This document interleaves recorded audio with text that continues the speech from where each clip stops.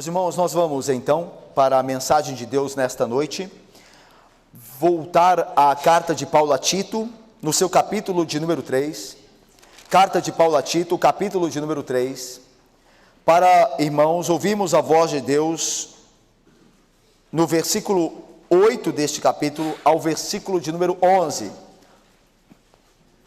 Carta de Paulo a Tito, do capítulo 3, de 8 a 11. Paulo continua instruindo a Tito acerca daquilo que ele deve realizar como pastor deixado por Paulo ali, para com as igrejas na ilha de Creta. E nós já nos encaminhamos para a parte final desta epístola. Essa epístola pastoral.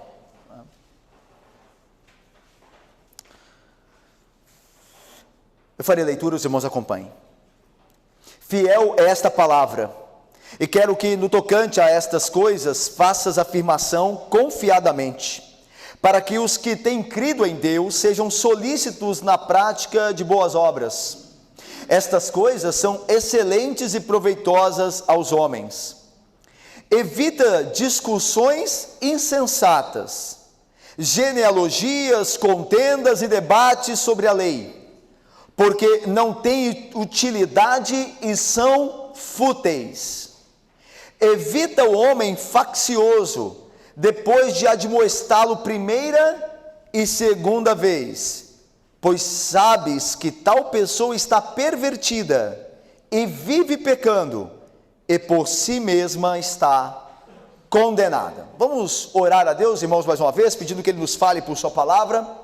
Ó Deus santo e bendito, nós pedimos ao Senhor, por meio da intercessão do Espírito Santo e a mediação de Cristo Jesus, que o Senhor nos permita, ó Deus, falar a palavra, ó Deus, que vem da tua parte, a palavra reta, a palavra que faz com que o teu povo seja solícito para toda boa obra. Ó Deus, que nós não percamos tempo com palavras frívolas, sem proveito, palavras inúteis. Ó Deus, guarda-nos deste tipo de ensino vão e infrutífero. Que a palavra que pregamos seja frutífera, que promova as boas obras no meio da tua igreja, naqueles que têm crido no Senhor por meio da fé em Jesus Cristo. Ó Pai, abençoa-nos na exposição e no entendimento e na prática do texto sagrado com seus princípios. Em nome de Jesus e confiados no Espírito Santo, nós oramos com perdão dos pecados. Amém. Meus irmãos, Paulo ainda continua ponderando sobre a suma do Evangelho que ele compartilha com Tito, para que Tito ensine isto aos homens e mulheres das igrejas de Creta. E Paulo faz menção desse evangelho, este resumo, nos versículos 4 a 7 deste capítulo de número 3. Veja aí: quando porém se manifestou a benignidade de Deus, nosso Salvador, Paulo está falando da redenção em Jesus Cristo, e seu amor para com todos, não por obras de justiça praticadas por nós, mas segundo sua misericórdia, Ele nos salvou, mediante o lavar regenerador e renovador do Espírito Santo, que Ele derramou sobre nós ricamente, por meio de Jesus Cristo, nosso Salvador. Então Paulo faz um resumo, irmãos, e no versículo 7 ele diz: a fim de que, justificados por graça, nos tornemos seus herdeiros, segundo a esperança da vida eterna. Paulo faz um resumo da obra redentora de Deus Pai, Deus Filho e Deus Espírito Santo, porque nós somos salvos, meus irmãos, pelas obras da Trindade. Nós somos salvos pelas obras da Trindade. Nós somos salvos pelo Pai, pelo Filho e pelo Espírito Santo. E Paulo vai agora resumir a demanda que está sobre Tito, ou sobre, melhor dizendo, sobre Tito, dizendo a Tito no versículo de número 8: fiel é esta palavra. Que palavra, irmãos? A palavra que Paulo acaba de proferir, que lemos do versículo 4 ao versículo de número 7. A palavra que diz da bondade do Pai que nos amou a todos os homens a quem Ele escolhera. A obra do Espírito, a bondade, a palavra confiável sobre a obra do Espírito na regeneração e na renovação do homem. A palavra que é confiável acerca da graça de Jesus, considerada a causa efetiva da nossa justificação. E por fim, o propósito de tudo isso é que nós pudéssemos vir a ser o que nós somos hoje, herdeiros da esperança da vida eterna. Então Paulo pega isso tudo e diz a Tito: fiel é esta palavra. É o que Paulo está dizendo. Tito, isso que eu acabei de expor a você é o evangelho da redenção, e você pode se entregar a ele totalmente, porque ele é confiável. A ideia de fiel aqui no grego é confiável, digna de confiabilidade. Fiel é a palavra. Irmãos, Paulo escreve quase a mesma coisa a Timóteo, que era também um jovem evangelista, assim como Tito. Paulo vai escrever a Timóteo: fiel é a palavra e digna de toda aceitação. Veja como é semelhante. E Paulo continua: que Cristo Jesus veio ao mundo para salvar os pecadores, dos quais eu sou o principal. É a mesma coisa que Paulo está dizendo a Tito, ele disse a Timóteo. Ele resume a Timóteo a salvação de Cristo aos pecadores, como aqui em mais versículos resumiu a Tito. E diz: vocês devem confiar nesta palavra. Esta palavra é digna de confiança. E ainda mais, vocês, por confiarem nela, irrestritamente, vocês devem, tanto Timóteo como Tito, aqui no caso Tito, você deve, Tito, proclamá-la confiadamente, sem hesitar. Deve proclamá-la de maneira firme, porque você confia nessa palavra. É o que Paulo vai continuar dizendo. Olha só o versículo de número 8: fiel é esta palavra, e quero que, esse é o desejo do apóstolo Paulo, é a instrução do apóstolo Paulo a Tito, quero que no tocante a estas coisas, que coisas? Acerca da salvação, da redenção, e de tudo aquilo que Paulo instruíra Tito até aqui, quero que acerca dessas coisas, Tito, que você faça afirmação, que faças afirmação confiadamente. Tito, meus irmãos, deveria falar com confiança. Ele não deveria se dar a falar sobre questões frívolas, questões, além do mais, de que aqui muitos não conhecem propriamente, não têm confiabilidade. É interessante, meus irmãos, que hoje nas igrejas, infelizmente, os ministros do evangelho, ou pelo menos aqueles que assim se entendem, têm perdido tempo com coisas frívolas. Quantas igrejas, meus irmãos, dão a discutir, por exemplo, política do púlpito? Veja, não quer dizer que política não deva ser debatida, mas há uma esfera para isso, há um momento para isso. E aí nós ficamos rodeando assuntos que, perto da graça de Deus, da salvação, do evangelho, o que foi dado à igreja para que ela proclamasse por meio de seus ministros, ficam à parte, enquanto nós nos damos a matérias comparadas a esta, matérias frívolas. O que Paulo quer dizer a Tito é isto. Eu quero que você faça sobre essas afirmações que são confiáveis, que são dignas de toda aceitação, que você proclame-as de maneira firme, de maneira confiante. Você foi chamado ministro da palavra de Deus, então proclame confiadamente a palavra de Deus, sem dúvida nenhuma acerca sobre o poder dela, sobre a sua confiabilidade. Portanto, meus irmãos, Tito, pois, tem que enfatizar os assuntos a respeito dos quais ele se convenceu de modo firme e correto. É interessante que para isso, Tito precisa estar firme da palavra. Ele precisa estar convicto de que ela é o que é, a verdade de Deus, para então proclamar com convicção. É interessante que conta a história que, certa feita, um pastor abriu um trabalho, um pastor bíblico, fiel, que procurava ser zeloso com a Bíblia, mas que tinha algumas inseguranças com relação a certas doutrinas e tudo mais, e ele não pregava confiadamente. Mas ele mesmo assim estabeleceu um trabalho em certo local, e ao lado da sua igreja havia um falso ministro, que pregava mentiras, mas as pregava com convicção. Ele cria na mentira. É possível, viu? Que alguém seja mais zeloso, Cida, na mentira do que nós que temos a verdade sejamos para com a verdade, ok? A verdade não deixa de ser verdade porque eu e você não somos zelosos para com ela, ela continua sendo o que é, verdade.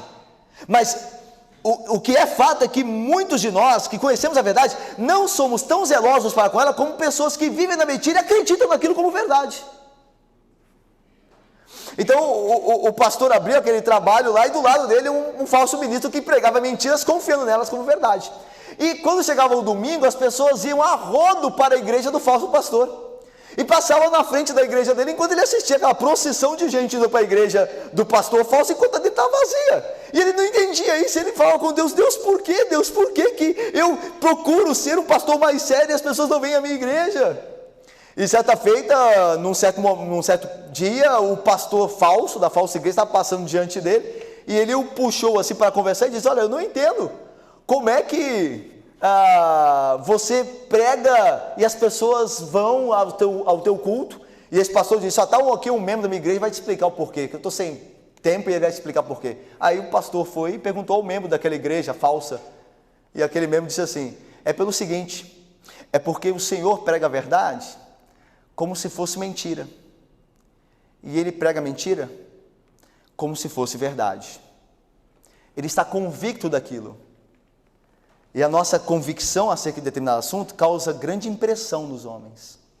Então, olha, veja, meus irmãos, se nós temos convicção da verdade, falemos com convicção, falemos com firmeza, mas antes, para isso, é preciso ter convicção. Então, o que nos falta é crescer na palavra, crescer no conhecimento, nos darmos a palavra de Deus, para que ela habite em nós ricamente, e então naturalmente nós falaremos com convicção. Mas como nós não nos damos a palavra, como nós não meditamos nela, quando os assuntos surgem sobre ela, nós não temos tanta convicção, porque nós não estamos tão certos, então nossa palavra é fraca, ela é sempre digna de desconfiabilidade, de desconfiança, melhor dizendo, de dúvida. Esse é o ponto. E Paulo diz: olha, eu quero que faças, Tito, a afirmação confiante, para que, agora veja como Paulo continua, para os que têm crido em Deus, sejam solícitos na prática de boas obras. Estas coisas são excelentes e proveitosas aos homens. Veja que Paulo tem um motivo final para que a palavra que é digna de toda aceitação, que a palavra que é fiel, seja proclamada confiantemente ou confiadamente. Paulo tem um propósito. Qual é o propósito? Para que os crentes alimentados por essa palavra que é confiável, que é fiel, possam se dar plenamente às boas obras.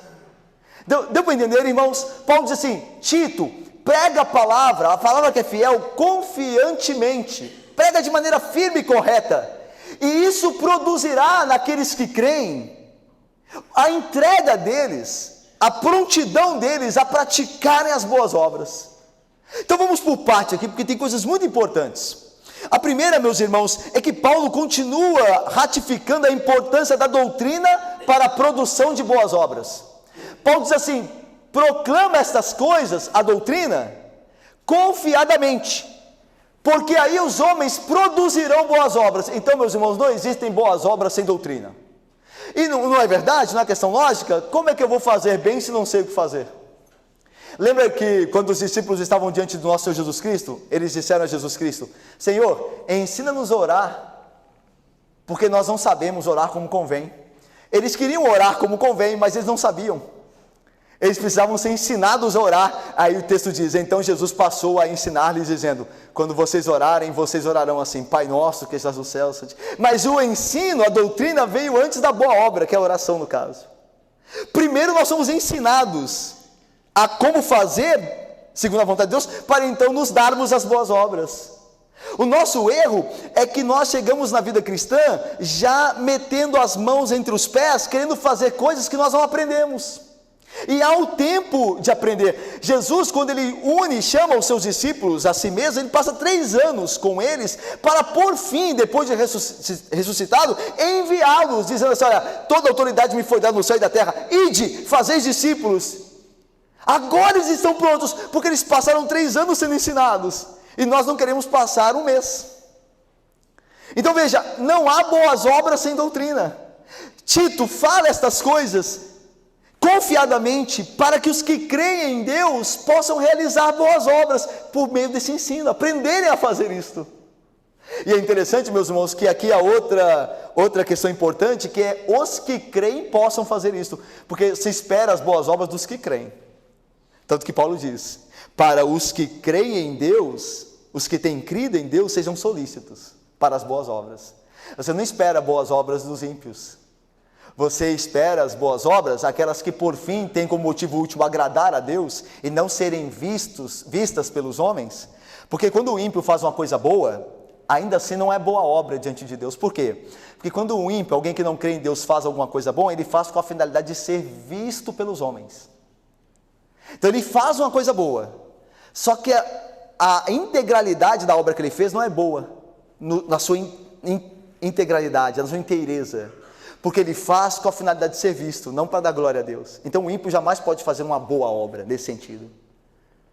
Mas o crente, o que tem crido, pela graça de Deus e pela capacitação do Espírito Santo, o crente é habilitado para toda boa obra, e ele deve se entregar a ela, após aprender como realizá-la, após beber da doutrina. Agora está pronto. É interessante mais uma vez sobre isso, que o salmista no Salmo de número 1 diz, o justo é como a árvore plantada junto à corrente de águas, que está sendo alimentado, e que no devido tempo dá o seu fruto. Quando você vem à igreja pregar, receber doutrina, você não está perdendo tempo. Parece que não está perdendo tempo, né? Tem as igrejas que criticam, né? Olha, a igreja tem que ser a igreja do evangelho integral, tem que sair, a igreja não pode ficar dentro das paredes perdendo tempo ali. Ninguém está perdendo tempo aqui. Nós estamos sendo instruídos para agirmos. Nós estamos plantados junto às correntes de água. Nós estamos bebendo da água viva, do ensino da palavra de Deus, para que no tempo devido, no tempo oportuno, nós venhamos a dar o fruto bom, o fruto saudável da fé que é bem instruída. Esse é o ponto. Esse é o ponto. Então nós não estamos perdendo tempo aqui.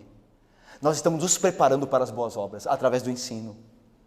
É o que Paulo quer dizer a Tito: ensina confiadamente essas coisas, proclama-as, para que os que têm crido em Deus possam ser solícitos para as boas obras. É interessante que espera do crente, que o crente esteja sempre pronto a agir, esteja, uma vez que for instruído, esteja pronto a agir. Meus irmãos, o crente que não produz nada, tem que se questionar se de fato é crente. Porque espera-se dos crentes, dos que têm crido em Deus, que eles, uma vez instruídos, eles produzam boas obras. Os crentes não são um grupo, não constituem um grupo de pessoas que ficam filosofando sobre doutrina e teologia sem produzirem nada. E hoje, meus irmãos, criou-se um grupo assim, de pessoas que ficam debatendo teologia na internet, no Facebook, nas mídias sociais, mas nada produzem. O crente não é assim. O crente, ele é solícito para a boa obra. A ideia de que ele não quer perder, e nós veremos isso, que Paulo vai condenar isso, ele não quer perder tempo com discussões improdutivas, infrutíferas. Ele aprende para praticar. Ele tem em mente que quando ele vem domingo na igreja, ele está sendo de fato instruído para durante a semana viver segundo aquela doutrina, pela graça e o poder de Deus. Mas o fim da vida cristã é a prática das boas obras. O fim da instrução, o fim de nós estarmos aqui é praticarmos as boas obras. Isso nós não podemos jamais perder de vista. E Paulo diz, fala essas coisas, proclama a doutrina, para que os crentes sejam prontos para toda a boa obra. E aí Paulo continua, veja só agora, no versículo ainda de número 8, Paulo continua dizendo a Tito, veja aí, para que os que têm crido em Deus sejam solícitos na prática de boas obras. Estas coisas são excelentes e proveitosas aos homens. Que coisas? As boas obras ou o ensino delas? Porque Paulo fala do ensino para que sejam solícitos nas boas obras. Quais coisas são excelentes? Nós aqui fazemos coro ao reformador Calvino. João Calvino crê que o que é bom e excelente aqui, em primeiro lugar aqui, é a doutrina. Por que ela é boa e excelente? Porque ela conduz às boas obras. Porque obra sem doutrina pode ter, de fato, uma execução errada, uma execução corrupta, porque eu não estou bem ensinado. Mas a doutrina é boa e excelente e benéfica porque ela conduz às boas obras de fato. Então é o que nós falamos, nós não estamos perdendo tempo com doutrina, porque a doutrina aqui, Paulo a chama de coisas excelentes e proveitosas aos homens, e não concorda com o que Paulo disse a Timóteo? Toda a escritura é inspirada por Deus, está falando do ensino dela, e é útil para o ensino, para a correção, para a educação na justiça. Então essas coisas, o ensino das escrituras, a palavra de Deus, ela é, segundo o que Paulo diz, excelente e proveitosa ao homem. Quanto mais nós aprendemos, mais afiados nós ficamos, mais prontos e solícitos às boas obras. Por isso Paulo diz, essas coisas que você ensina são excelentes e proveitosas. Continue ensinando. E é assim, meus irmãos, que nós devemos enxergar a doutrina cristã, a exposição da Bíblia, o estudo da escola dominical, a reunião de quinta-feira. Nós devemos enxergar essas coisas como benéficas, como excelentes e proveitosas. É desta maneira que o crente enxerga o estudo da palavra de Deus. Mas vamos lá, continuando. Agora veja o contraponto aqui, o contraste. Se Tito deveria se apegar à palavra fiel, deveria proclamar a palavra fiel, com o fim de fazer com que os que têm crido em Deus sejam prontos para as boas obras, agora Tito tem que evitar uma certa outra coisa. Está vendo o contraste? Proclama as boas novas, proclama a palavra que é fiel, porém evita. Então Tito tinha que se dar a uma coisa e evitar a outra. Fátima, olha aí o que Tito tinha que evitar. Vamos ver juntos o versículo de número 9, leiamos. Evita discussões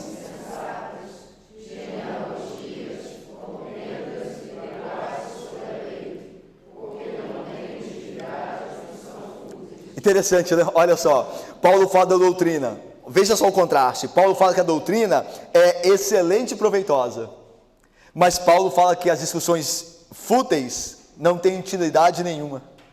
É o contraste que Paulo está fazendo. Tito deve ser entregar a doutrina, porque ela produz boas coisas, produz boas obras, mas Tito não se deve entregar a debates sem fins, a discussões sem fins, porque eles são infrutíferos. Esse é o ponto. Paulo está contrastando as coisas aqui. Aquilo que o ministro deve se entregar e aquilo com o qual o ministro não deve perder tempo. Essa é a ideia. Veja aí, evita discussões insensatas, genealogias. A ideia de genealogias aqui, meus irmãos, são as lendas e os mitos judaicos. Muitos judeus, ao invés de olharem para a Bíblia, para a história dos patriarcas e procurar aquilo que diz respeito a eles, ficavam investigando na Bíblia a existência de personagens que eram tidos como lendas, mitos. Então, ou seja, queriam fazer uma leitura que a Bíblia não permitia, que a Bíblia não dava, e ficavam criando genealogias sem fins. Ou seja, se Adão tiver a outra mulher, né, aquele mito lá judaico, Lilith, que era a outra mulher de Adão, é um mito judaico, uma lenda judaica. Então eles ficavam criando essas coisas, ao invés de se dar o que importava. Aí Paulo diz a Tito, não se meta com essas discussões, evita essas coisas. A ideia de que o ministro não deve alimentar debates fúteis. E é muito difícil para o ministro, é muito difícil para qualquer um, mas é muito difícil para o ministro, porque ele quer ganhar os debates. Ele quer mostrar que tem razão, ele quer mostrar que é teólogo, e ele entra em debates, ainda mais nessa era de internet, que as pessoas tem algumas pessoas que parecem que vivem só para isso, que não fazem mais nada da vida, do que ficar ali debatendo. Aí Paulo diz, se Tito vivesse conosco, entre nós, e Paulo também diria, olha, evita os grupos de teologia do Facebook, alguns deles, porque só promovem discussões inúteis. Essa é a ideia. As pessoas ficam ali sem produzir nada. Essa é a ideia de Paulo a Tito. Evita discussões insensatas, genealogias, contendas e debates sobre a lei. É interessante isso aqui, é o que nós acabamos de dizer. A ideia é que aqueles que se dão essas genealogias, eles querem debater isto sobre a lei de Deus, porque eles querem sair vitoriosos. Como eu falei, irmãos, é muito difícil nós sabermos deixar uma discussão, porque a princípio nós entendemos que abandoná-la nós saímos perdendo. Nós temos a ideia de que quando eu paro, olha, vamos parar aqui, é porque eu não tive mais argumento. Não é assim que as pessoas entendem? Olha, foi embora porque não tem mais argumento. Deu tchau aqui no Facebook porque não sabia o que responder. Deixe que pensem. Quem nos julga é o Senhor. Nós não vamos entrar, ou não devemos entrar, ainda mais os ministros, não devem perder tempo com esse tipo de assunto. A ideia, meus irmãos, é que o ministro que faz jus à fiel palavra, digna de confiança, não terá tempo para essas discussões inúteis. Esse é o ponto. Tito, entrega-te à palavra fiel, à proclamação dela. E se Tito fizer isso, se ele obedecer o conselho de Paulo, como certamente o fez pela graça de Deus, então ele não teria automaticamente tempo para essas discussões inúteis, porque ele está se dando a proclamação fiel da palavra, aquilo que é certo. Não é debate sem fins. Há debates que têm como último objetivo as pessoas serem vitoriosas aparentemente umas sobre as outras, destruírem argumentos. A fé não foi dada para isso. A doutrina não é para isso. A doutrina é para que os que creem em Deus, os que têm crido em Deus, sejam solícitos para a prática das boas obras. Esse é o fim da doutrina. Não ficar debatendo doutrina sem finalidade nenhuma. Tanto que Paulo vai dizer, porque esses debates, essas discussões, não têm utilidade e são fúteis. Ou seja, então, não perca tempo. O teólogo, o ministro, não deve perder tempo com isso, com frivolidades, palavras frívolas, inúteis, que não produzem frutíferas. Ele deve se dar a palavra, aquilo que é certo, não ficar filosofando, discutindo coisas que a Bíblia não diz. O reformador Calvino, mais uma vez, diz que aonde Deus se cala, nós não calamos. Aonde Deus se cala, nós nos calamos. Nós não ultrapassamos aquilo que Deus revelou. Não ficamos criando possibilidades que a Bíblia não permite, nos envolvendo em discussões sem fins, em debates sem fins, daquilo que Deus não disse. As coisas reveladas pertencem a nós, proclamemos, mas as ocultas pertencem a Deus. Então isso tem que ficar muito claro para Tito e para os ministros do Evangelho. Agora veja, Paulo fala de Tito evitar as discussões e os debates. Agora Paulo vai dizer a Tito que deve evitar aquele que os promove. Paulo vai falar assim, evita as discussões. E Paulo vai continuar dizendo assim, evita quem promove as discussões. Olha aí, versículo 10, evita o homem faccioso, depois de admoestá-lo primeira e segunda vez, pois sabes que tal pessoa está pervertida e vive pecando, e por si mesma está condenada. A palavra evita aqui, do grego, meus irmãos, é repele. Não tenha mais nada a ver com essa pessoa. É interessante que o debate não existe sem o debatedor, né? A discussão inútil não existe sem o questionador, que tem mania de contenda, mania de discutir.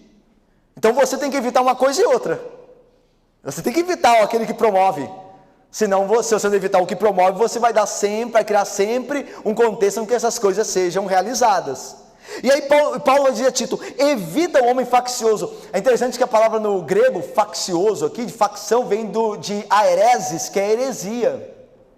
A ideia aqui é evita o herege. É interessante que a palavra heresia, hereses, no grego, significa opinião. É interessante. A ideia de aquele que possui uma opinião distinta. Veja, a palavra é neutra em si, ela não é carregada de um mau aspecto por si só. Ela tomou esse aspecto. Por quê? Porque quem é o herege? É aquele que tem uma opinião que diverge dentro da igreja do contrário.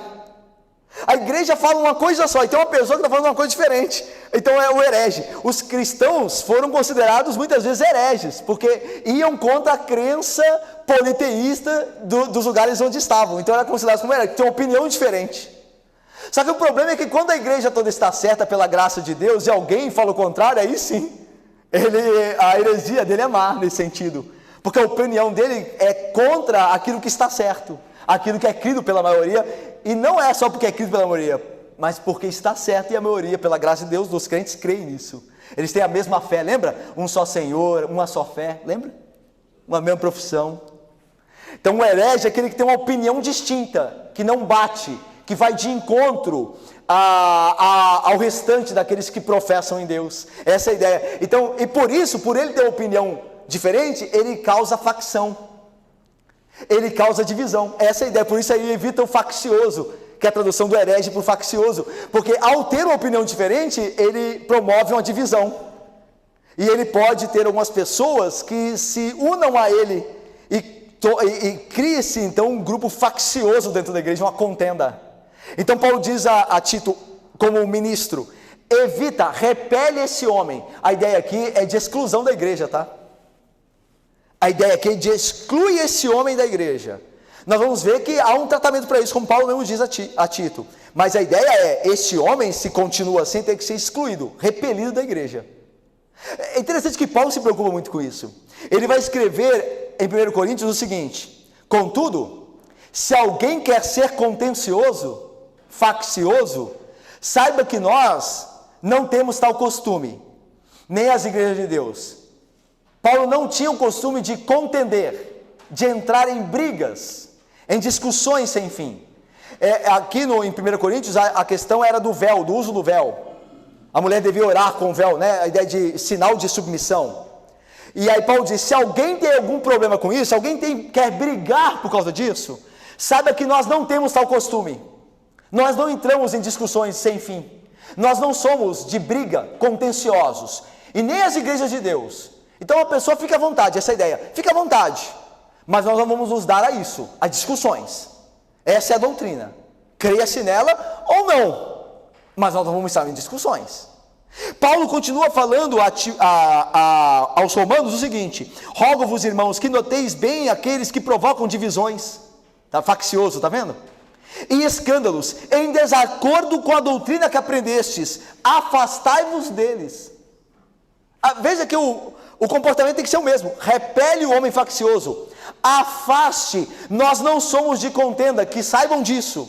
E aí Paulo a Timóteo escreve o seguinte: evita igualmente os falatórios inúteis e profanos, pois os que deles usam passarão em piedade maior. Além disso, a linguagem deles corrói como câncer, entre os quais se inclui Himeneu e Fileto. Estes se desviaram da verdade, asseverando que não há ressurreição, que a ressurreição já se realizou, e estão pervertendo a fé de alguns, ou a alguns. Entretanto, o firme fundamento de Deus permanece, tendo este selo: o Senhor conhece os que lhe pertencem, e mais, aparte-se da injustiça todo aquele que professa o nome do Senhor. Então a ideia de Paulo é que Timóteo deveria evitar os falatórios inúteis e profanos.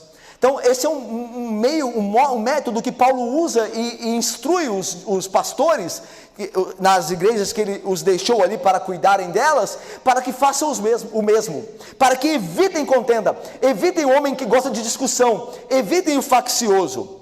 Mas veja, não deve ser evitado o faccioso no primeiro instante, é preciso tentar resgatá-lo antes. Tanto que agora o texto continua, versículo de número 10 aí, olha aí: evita o homem faccioso depois de admoestá-lo primeira e segunda vez. A ideia aqui, meus irmãos, é que Paulo, a exclusão do homem faccioso não deve ser realizada sem antes tentar ganhá-lo, sem antes, por meio de persuasão, tentar convencê-lo para que ele se arrependa e não viva a contender.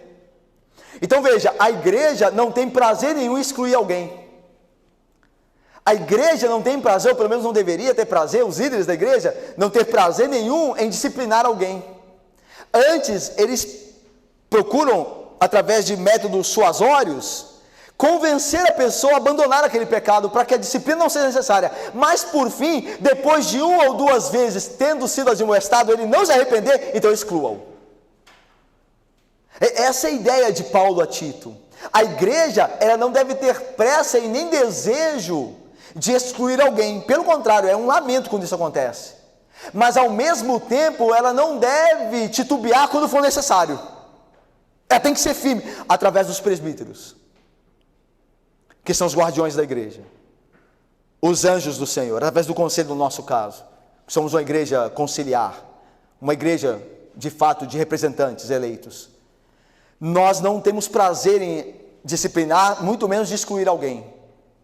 Mas se for necessário que isso aconteça para a preservação da igreja, então nós não podemos também evitar isso. Nós não podemos recuar. Nós temos que ser firmes nesse sentido. É isso que Paulo está dizendo a Tito.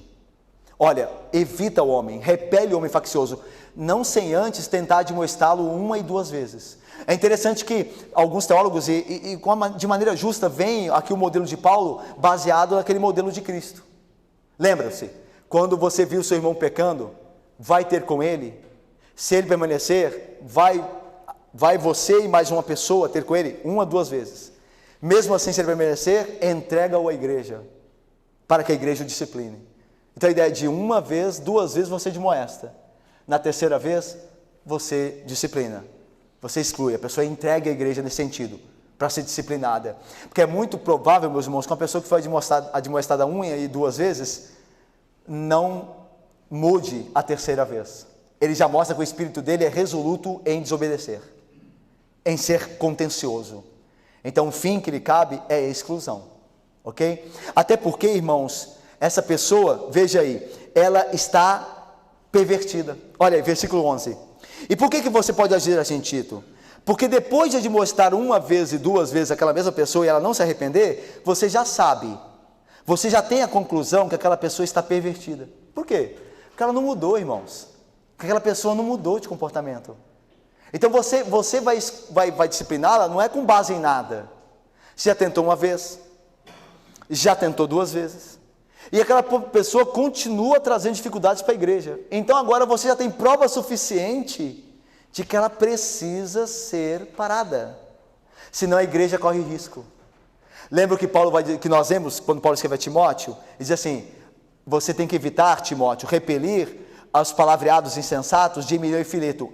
A linguagem deles corrói como câncer. Quando alguém descobre um câncer, você tem que eliminá-lo do organismo da pessoa, senão há uma metástase.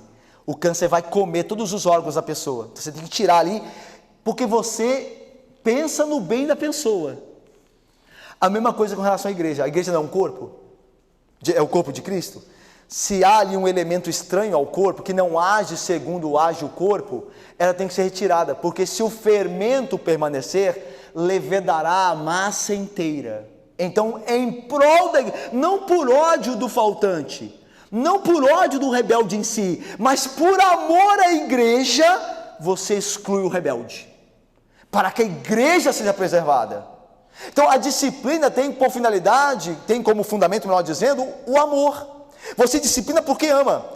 Se o disciplinado não se arrepende, ainda continua sendo um ato de amor para com a igreja, que é livre de uma linguagem, de um comportamento corrosivo. Disse um filósofo acertadamente: quem poupa o lobo, destrói as ovelhas. Você tem que escolher entre o lobo e as ovelhas. Você vai ter que escolher. A Bíblia diz que muitas vezes penetrarão entre nós lobos vorazes, com a finalidade de destruir o rebanho. Você vai escolher quem? Vai escolher poupar o lobo, irmão? Vai desgraçar as ovelhas. Ou você exclui o lobo, ou você toma uma posição contra o lobo. Esse é o ponto de Paulo a Tito aqui.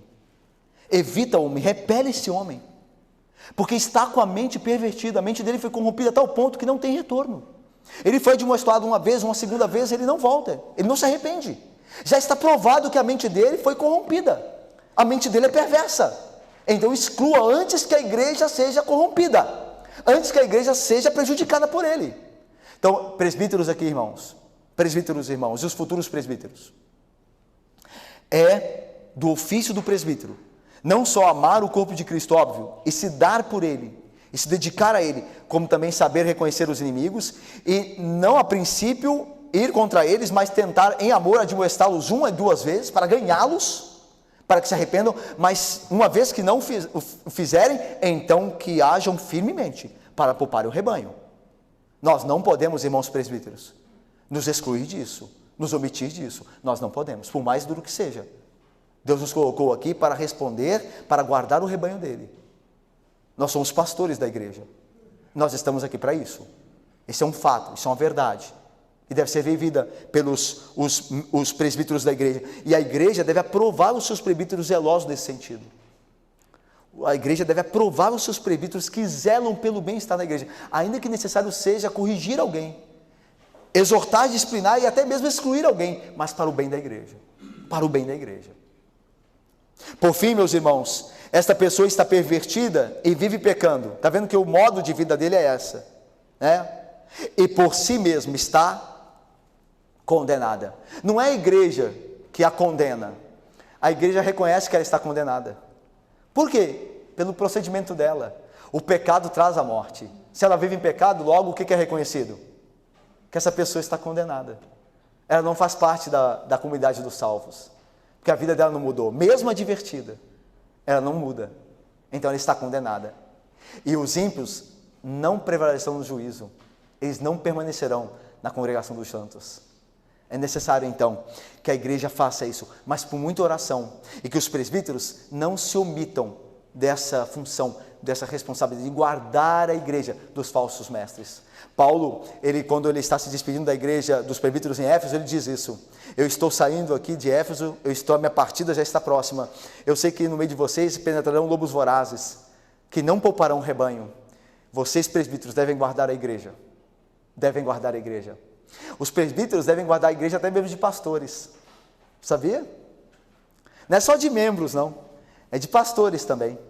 Se o pastor aqui da igreja começar a falar heresia, começar a se corromper, os presbíteros da igreja devem se reunir e enfrentar o pastor no sentido de: olha, reverendo, o que está acontecendo com o senhor? Isso não está na Bíblia, isso não é bíblico. E levar, se possível, se o pastor não se arrepender, levar ao presbitério. Olha, o pastor está agindo assim, ele está contra a palavra, ele está pregando que os presbíteros são guardiões da igreja, e ninguém está isento disso, até mesmo o pastor. Ok, irmãos? Nós devemos orar para os nossos irmãos presbíteros terem esta coragem que Paulo requeriu de Tito, esse enfrentamento que é sadio e benéfico para a igreja, ok? Nem toda guerra é maldita, como diria o reformador Calvino. Ele disse assim: se a paz é construída na mentira, maldita a paz, mas se a guerra é pela verdade, bendita seja. Se nós guerreamos pela verdade, se nós confrontamos pela verdade, em amor, mas confrontamos, bendita obra nós fazemos, ok? Meus irmãos, eu termino aqui. Eu queria ressaltar 4 pontos aqui para nós terminarmos. Primeiro é o seguinte, do que nós aprendemos aqui hoje, através da palavra de Deus exposta: que os ministros de Deus, irmãos, orem para que os ministros do Evangelho, os pastores, falem confiadamente a palavra, falem de maneira firme a palavra que conhecem, e que os nossos ouvidos se entreguem ao ministro que fala confiadamente a palavra do Evangelho. Então nós temos 2 pedidos a fazer a Deus aqui, a orarmos a Deus. Primeiro é que Deus guarde os nossos ministros, para que eles falem da palavra e o façam confiadamente. Que os nossos ministros sejam guardados de púlpito para não perderem tempo com coisas frívolas, com bobagens, mas que se deem a palavra de Deus para expô-la fielmente, para que Deus haja no meio do povo por meio da exposição da sua santa palavra. E por fim, nós oramos a Deus para que nossos ouvidos se deem à exposição confiada da palavra de Deus, que nós ouçamos os ministros fiéis. Meu segundo ponto aqui é uma pergunta: como é que nós enxergamos o estudo, a meditação na lei de Deus? Será que eu e você enxergamos isso como algo sem proveito, como perda de tempo?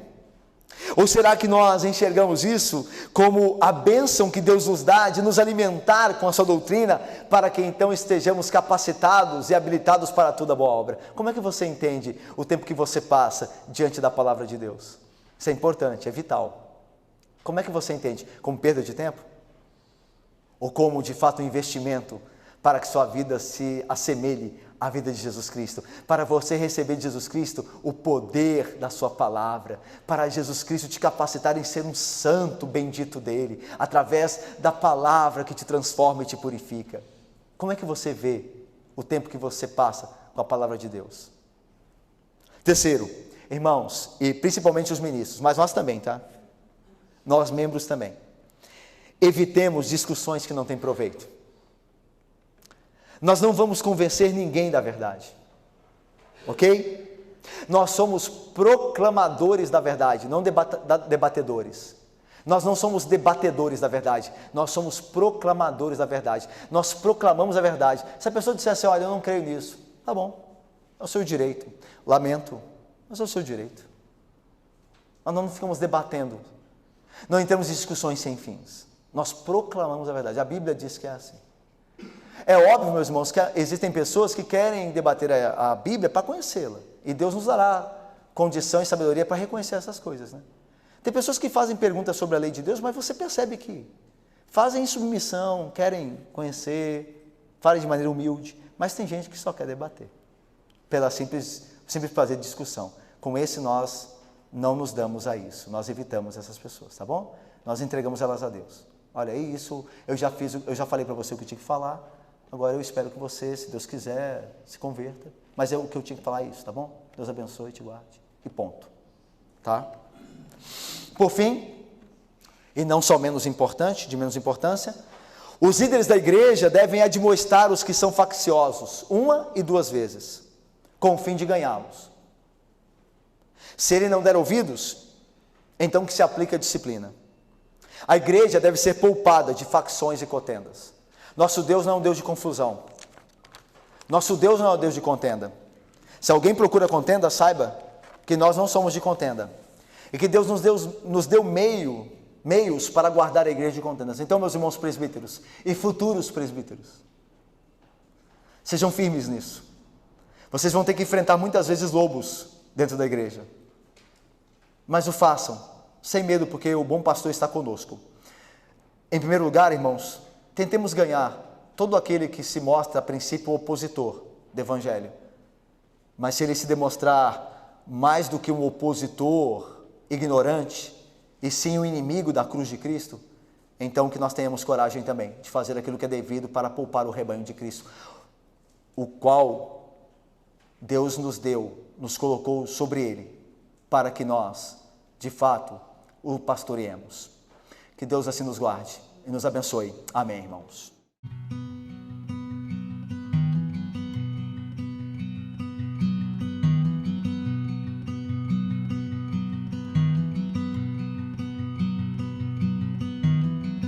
A mighty fortress is our God.